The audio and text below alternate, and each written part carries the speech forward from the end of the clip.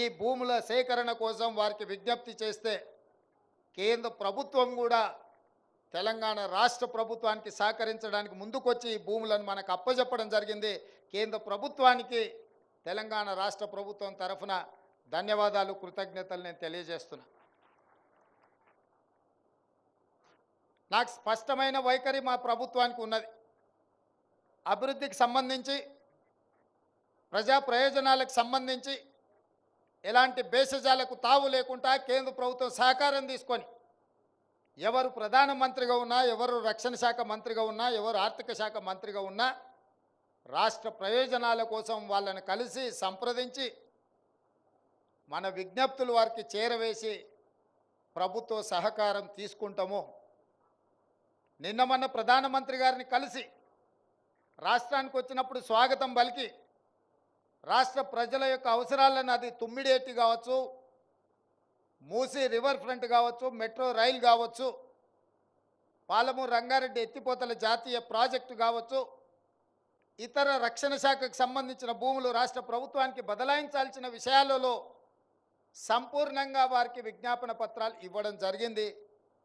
వారు సానుకూలంగా స్పందించినట్టే నాకు అనిపించింది. కానీ చాలామంది రాష్ట్ర ముఖ్యమంత్రి వెళ్ళి ఇట్లా ప్రధానమంత్రిని కలుస్తాడని అంటారు. 10 సంవత్సరాలు మీరు దిక్కుమాలిన విధానం అవలంబించడం వల్ల శిక్ష ప్రజలకు పడ్డది.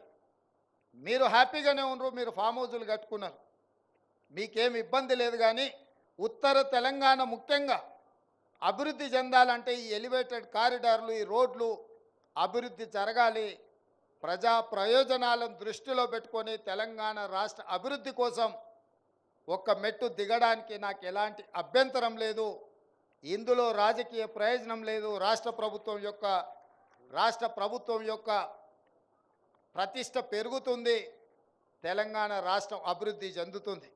అదేవిధంగా మిత్రుడు కోమటిరెడ్డి వెంకటరెడ్డి గారు నితిన్ గడ్కరీ గారిని మొన్న కలిసిన ప్రధానమంత్రి గారిని కూడా త్రిపులార్ రోడ్డులో 354 కిలోమీటర్లకు సంబంధించి 50% మంజూరైంది, మిగతా 50% కూడా మంజూరైతే మొత్తం తెలంగాణకు మణిహారంగా రీజనల్ రింగ్ రోడ్ అవుతుంది అని చెప్పి మిత్రుడు కోమటిరెడ్డి వెంకటరెడ్డి గారు ప్రధానమంత్రి గారికి నితిన్ గడ్కరీ గారికి కూడా విజ్ఞప్తి చేసిండ్రు. ఆ విషయంలో కూడా వారు సానుకూలంగా స్పందించారు. నేను ఒక్క మాట గుర్తు చేయదలుచుకున్నా. ఇవాళ హైదరాబాద్ నగరానికి అంతర్జాతీయ గుర్తింపు వచ్చింది అని అంటే ఆనాడు యూపీఏ 1, యూపీఏ 2లో డాక్టర్ వైఎస్ రాజశేఖర రెడ్డి గారు ముఖ్యమంత్రిగా ఉన్నప్పుడు ఈ ఔటర్ రింగ్ రోడ్డు, అంతర్జాతీయ ఎయిర్పోర్టు, ఐటీ కంపెనీలను, ఫార్మా కంపెనీలను ఉధృతంగా ఈ రాష్ట్రంలో పెట్టుబడులు తీసుకొస్తేనే, అదేవిధంగా హైదరాబాదు నగరంలో నిర్మించిన మెట్రో రైలు ఆనాడు నిర్మించడం వల్లనే ఈ నగరానికి అంతర్జాతీయ స్థాయి వచ్చింది. ఆనాడు అంతర్జాతీయ స్థాయి కాంగ్రెస్ పార్టీ తీసుకొచ్చింది కాబట్టే ఈరోజు తెలంగాణ రాష్ట్ర ప్రభుత్వంలో ఉన్న ఆదాయం ఈ మహానగరం నుంచి 70% వస్తుంది అని అంటే దూరదృష్టితోని ఆనాడు కాంగ్రెస్ పార్టీ, ఆనాటి ప్రభుత్వం తీసుకున్న నిర్ణయాల వల్ల. గత 10 సంవత్సరాలు బీఆర్ఎస్ అధికారంలో ఉన్నప్పుడు హైదరాబాదు నగరంలో ఏదైనా ఒకటి శాశ్వతమైన అభివృద్ధి చేసిండ్రా? మీరు ఒక్కసారి ఆలోచన చేయండి. ఈరోజు నగరానికి వచ్చిన ఐటీ కంపెనీలు కావచ్చు, హైటెక్ సిటీ కావచ్చు, అంతర్జాతీయ ఎయిర్పోర్ట్ కావచ్చు, ఔటర్ రింగ్ రోడ్ కావచ్చు, మెట్రో రైలు కావచ్చు, కృష్ణానది జలాలు కావచ్చు, గోదావరి జలాలు కావచ్చు, అదేవిధంగా వివిధ అభివృద్ధి కార్యక్రమాలు ఆనాడు కాంగ్రెస్ పార్టీ ఉన్నప్పుడే, చివరికి నక్లెస్ రోడ్ కావచ్చు, అప్పుడప్పుడు సెల్ఫీలు దిగి సెల్ఫ్ డబ్బాలు కొట్టుకుంటున్న కేటీఆర్ గారు దిగే శిల్పారామం కూడా ఆ రోజు కాంగ్రెస్ పార్టీ అభివృద్ధి చేసింది. ఈ నగరంలో ఏదైనా అభివృద్ధి జరిగింది అని అంటే కాంగ్రెస్ అధికారంలో ఉన్నప్పుడే జరిగింది.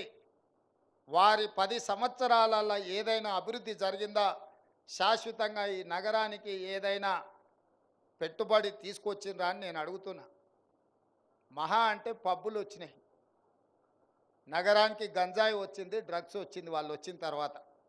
ఈ నగరంలో వాళ్ళు సాధించిన అభివృద్ధి గత 10 సంవత్సరాలలో ఏదైనా అంచనా వేస్తే గంజాయి వచ్చింది, డ్రగ్స్ వచ్చినాయి, పబ్బులు వచ్చినాయి. ఈ 3 పనులు తప్ప వాళ్ళ హయాంలో జరిగింది ఏం లేదు.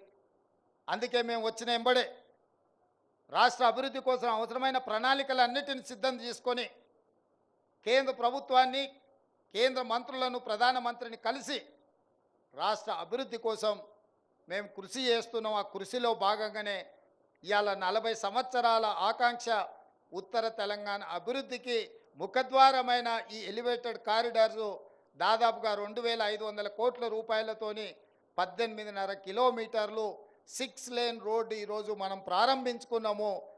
ఈ అభివృద్ధి ఉత్తర తెలంగాణ శాశ్వతమైన అభివృద్ధికి ఉపయోగపడుతుంది. అందుకే మా ప్రభుత్వం బేసజాలు లేకుండా కేంద్ర ప్రభుత్వంతో సంప్రదింపులు జరిపి ఇతర కార్యక్రమాలను కూడా మనము తీసుకొస్తున్నాము. భవిష్యత్తులో కూడా అభివృద్ధి కార్యక్రమాల కోసము కేంద్ర ప్రభుత్వాన్ని మేము అడుగుతూనే ఉంటాం, రాబట్టుకునే ఉంటాం. ఒకవేళ ఇవ్వకపోతే ఖచ్చితంగా ప్రణాళికబద్ధంగా కేంద్ర ప్రభుత్వంతో కొట్లాడతాం. ఇందులో ఎలాంటి శశబిషలకు తావు లేదు. రాష్ట్ర ప్రయోజనాల కోసం అవసరమైతే ఎవరితోనైనా కొట్లాడే శక్తి మాకుంది. ఆ శక్తి మీరు ఇచ్చిండ్రు. ఆ శక్తిని దృష్టిలో పెట్టుకునే నగర అభివృద్ధికి మేము కృషి చేస్తాం. నగరాన్ని అభివృద్ధి పదం వైపు నడిపిస్తాం.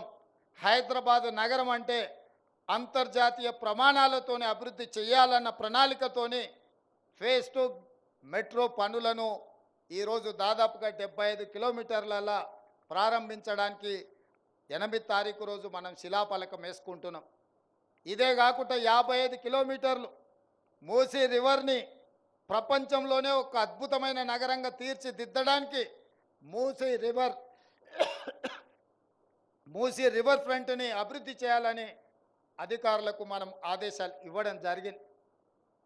అదేవిధంగా హెరిటేజ్ ప్రిసింక్ట్ని కూడా కాపాడి మన పూర్వీకుల నుంచి వచ్చిన నిజాం ప్రభుత్వం నుంచి వచ్చిన గోల్కొండ కోట కావచ్చు, చార్మినార్ కావచ్చు, కులీ కుతుబ్షాహి నిర్మించిన టూమ్స్ కావచ్చు, ఈ వారసత్వ సంపదను కూడా రక్షణ కల్పించి కాపాడి అంతర్జాతీయ ప్రమాణాలతోటి ఈ నగరానికి వచ్చే పర్యాటకులను ఆకర్షించడానికి అన్ని రకాల చర్యలు చేపట్టండి అని చెప్పి మా అధికారులకు ఆదేశాలు ఇవ్వడం జరిగింది.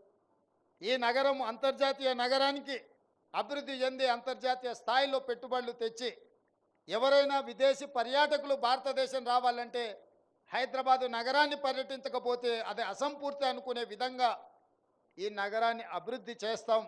అందరి సహకారం తీసుకుంటాం. ఎన్నికలు వచ్చినప్పుడే రాజకీయాలు మాకు, ఎన్నికలు ముగిసిన మరుక్షణం అభివృద్ధి మా లక్ష్యము. ఆ అభివృద్ధి కోసం నిర్విరామంగా కృషి చేస్తాం. అది ఎవరనే బేసిజాలు లేకుండా ఎవరితోనైనా సంప్రదిస్తాం, ఎవరి సహకారాన్నైనా తీసుకుంటాం.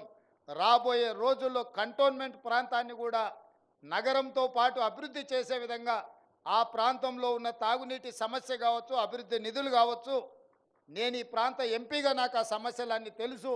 కంటోన్మెంట్ బోర్డుకు సంబంధించిన సమస్యల్ని కూడా తప్పకుండా పరిష్కరించే ప్రయత్నం చేస్తాం. ఈ ప్రాంతానికి ఏ అవసరం వచ్చినా అండగా నిలబడి అభివృద్ధి చేయాలన్న ఆలోచనతోటి ఈరోజు ముందుకెళ్తున్నాం. మొన్న ఆయన కేటీఆర్ గారు చెప్తున్నారు, మా కృషి పాలించింది రేవంత్ రెడ్డివి సాధించిండని. తెచ్చింది నేనైతే నీదేందా మధ్యలో అంటే వాళ్ళు 10 సంవత్సరాలు మేము చేయలేకపోయినాం, కొత్త ప్రభుత్వం వచ్చింది చేసిందని అభినందిస్తే బాగుంటుంది. మా పోరాటం ఫలించిందంటే ఏం పోరాటం అయినా పోరాటం? ట్విట్టర్లలో దిక్కుమాలిన పోస్టులు పెట్టుడే నీ పోరాటమా? ఇంకా కొన్ని కార్యక్రమాలు పెండింగ్ ఉన్న కేంద్రం నుంచి ఇంకా కొన్ని తెచ్చుకోవాల్సిన అవసరం ఉన్నది. మూసీ రివర్ ఫ్రంట్ అభివృద్ధి కోసం మెట్రోకు నిధులు రాలే. మిత్రుడు కేటీఆర్కు నేను సూచన చేస్తున్నా, హైదరాబాదు నగర అభివృద్ధి కోసం ధర్నా చౌక్లో ఇందిరా పార్క్ దగ్గర మీరు ఆమరణ నిరాహార దీక్ష చేయండి, మేము సంపూర్ణంగా సహకరిస్తాం.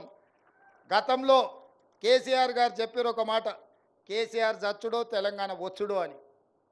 ఇప్పుడు కేటీఆర్ గారు కూడా ఆ స్ఫూర్తిని తీసుకొని కేటీఆర్ చచ్చుడో నగరానికి నిధులు వచ్చుడో రెండిట్లలో ఏదో ఒకటి తేలే విధంగా కార్యక్రమాన్ని తీసుకోవాల్సిందిగా ఆయన దీక్ష కూర్చుంటే మా కార్యకర్తలే కంచేసి కాపాడుతుంది. దానికి మా మైనంపల్లి హనుమంతరావు గారిని పూర్తి బాధ్యత.